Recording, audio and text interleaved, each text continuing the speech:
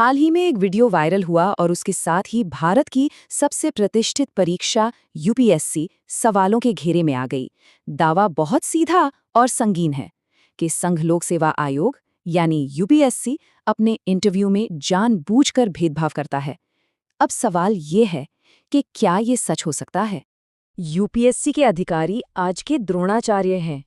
सोचिए कितना तीखा और गहरा आरोप है ये। मतलब ये कहा जा रहा है कि यूपीएससी के इंटरव्यू पैनल में बैठे लोग आज के द्रोणाचार्य बन गए हैं, जो काबिल तो हैं लेकिन आरक्षित वर्ग से आने वाले छात्रों को आगे बढ़ने से रोक रहे हैं। तो फिर सच क्या है? यह गंभीर आरोप है या सिर्फ राजनीति का खेल? चलिए आज हम मिलकर आंकड़ों, दलीलों और सबूतों की दुनिया में उतरते हैं और इस सवाल की तह तक जाने की कोशिश करते हैं। देखते हैं कि इस दावे में आखिर कितनी सच्चाई है। देखिए, इस पूरे विवाद को समझने के लिए हमें इसके केंद्र में मौजूद एक बहुत ही शक्तिशाली कहानी को समझना होगा। ये कहानी सीधे महाभारत से आती है, द्रोणाचार्य और एकलव्य की कहानी। तो सबसे पहले आइए इसी कहानी को समझते हैं। ये कहानी हम सबने सुनी है ना? एक गुरु जिसने अपने प्रिय शिष्य अर्जुन को सर्वश्रेष्ठ बनाने के लिए एक आदिवासी लड़के एकलव्य से उसका अंगूठा ही मांग लिया। ये कहानी अन्याय का एक बड़ा प्रतीक बन गई है। एक ऐसा होनहार छात्र जिसे सिर्फ उसकी पृष्ठभूमि की वजह से आगे बढ़ने से रोक दिया गया। तो अब सवाल ये है कि इस हजारों साल पुरानी कहानी का आज के इस यूपीएससी विवाद से क्या लेना देना है? और यहीं पर ये पूरा आरोप टिका है। दावा ये किया जा रहा है कि जैसे द्रोणाचार्य ने एकलव्य का अंगूठा काटा था, ठीक उसी तरह यूपीएससी का इंटरव्यू पैनल आरक्षित वर्ग के उन उम्मीदवारों के नंबर काट देता है जो लिखित परीक्षा में बहुत अच्छा स्कोर करते हैं। उन्हें इंटरव्यू में जानबूझकर कम अंक दिए जाते हैं ताकि वो टॉप रैंक हासिल न कर सकें। वाकई में ये एक बहुत ही गंभीर आरोप है। अच्छा, तो ये तो हुए आरोप।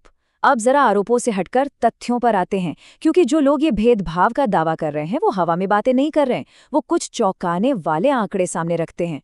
तो चलिए अब इन नंबरों पर ही एक नजर डालते हैं। ये देखिए, ये हैं 2020 की सिविल सेवा परीक्षा के लिखित परीक्षा के औसत अंक। अगर आप ध्यान से देखें तो जनरल कैटेगरी और एसटी कैटेगरी के औसत अंकों में करीब करीब 40 नंबर का फर्क है। ठीक है, ये एक बात हुई, लेकिन असली कहानी या कहें कि असली ट्विस्ट यहाँ नहीं है, वो तो इंटरव्यू के अंकों में छिपा है।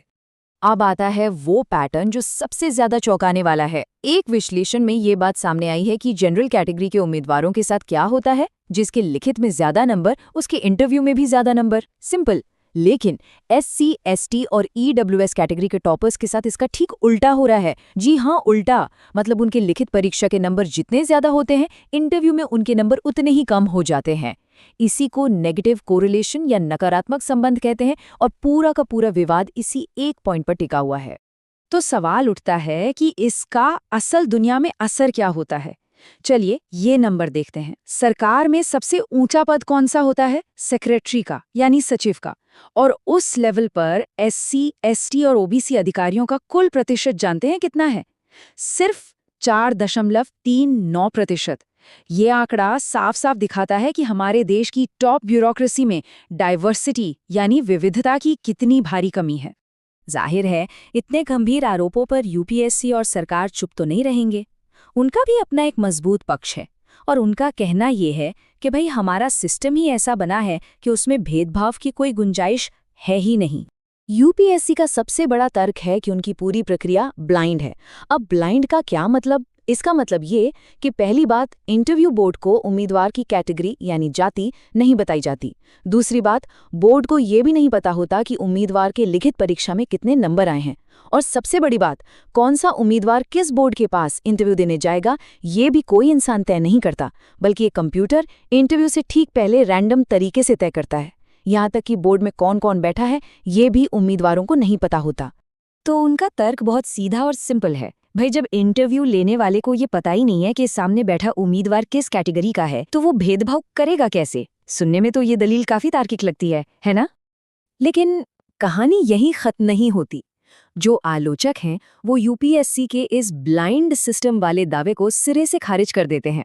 उनका साफ कहना है कि सच्चाई इससे कई ज्यादा जटिल है। 2015 के यूपीएससी टॉपर केतन का ये बयान सुनिए। वो कहते हैं ये बिल्कुल गलत है। वो इस दावे को सीधी चुनौती देते हैं उनका मानना है कि बोर्ड को उम्मीदवार की जाति और धर्म के बारे में पता चल ही जाता है। तो फिर सवाल ये है कि यह सिस्टम असल में ब्लाइंड है भी या नहीं? तो आलोचक कहते हैं कि सारा खेल उम्मीदवार के डिटेल्ड एप्लीकेशन फॉर्म यानी डैफ में छिपा है।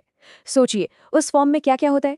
उम्मीदवार का नाम, उसका सरनेम, उसके गांव का नाम, उसने पढ़ाई कहाँ से की है, कौन सी भाषा बोलता है, ये सारी चीज़ें मिलकर उसकी सामाजिक आर्थिक पृष्ठभूमि और जाति का एक मोटा मोटा अंदाज़ा दे ही सकती हैं। तो उनका कहना है कि ये सिस्टम उतना भी ब्लाइंड नहीं है जितना कि दावा किया जाता है।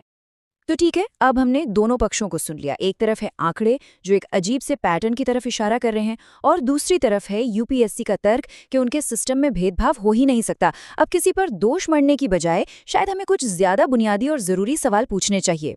जैसे पहला सवाल ट्रांसपेरेंसी यानी पारदर्शिता का है। क्या ये एक अच्छा आइडिया हो सकता है कि सारे इंटरव्यू की वीडियो रिकॉर्डिंग की जाए, ताकि अगर कल को कोई विवाद खड़ा होता है तो उस रिकॉर्डिंग को देखकर समीक्षा की जा सके? दूसरा बड़ा सवाल इंटरव्यू पैनल के कंपोजिशन यानी उसकी बनावट को लेकर है। क्या इंटरव्यू पैनल में और ज्यादा विविधता लाने से, मतलब अलग-अलग सामाजिक पृष्ठभूमि के लोगों को शामिल करने से, ये सिस्टम और ज्यादा निष्पक्ष बन सकता है? और आखिर में शायद सबसे बड़ा सवाल, इस सिस्टम को असल मायनों में सचमुच ब्लाइंड कैसे बनाया जा सकता है? क्या कोई ऐसा तरीका है जिससे जाने अनजाने में भी किसी तरह के पूर्वाग्रह या बायस की कोई गुंजाइश ही न बचे? देखिए, एक दूसरे पर आरोप लगाना तो बहुत आसान होता है, लेकिन अगर हम वाकई में एक निष्पक्ष व्यवस्था बनाना चाहते हैं तो नफरत फैलाने से काम नहीं चलेगा। जरूरत है बहस की और तथ्यों पर आधारित सुधारों की। असल सवाल ये नहीं होना चाहिए कि आज का द्रोणाचार्य कौन है। असली सवाल तो ये है कि हम सब मिलकर भविष्य में किसी और एकलव्य के साथ अन्याय होने से कैसे रोक सकते हैं।